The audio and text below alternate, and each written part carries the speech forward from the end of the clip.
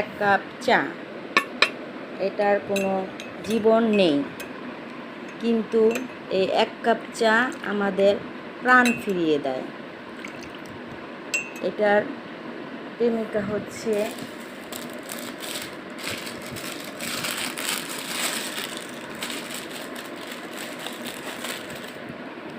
এটা। কোন কোন আপুরা চা খেতে বেশি ভালোবাসে? আমার তো চা অনেকই ভালো লাগে। এটা হচ্ছে সকালকার নাস্তায় চা এবং রুটির সাথে অনেক ইয়ামি,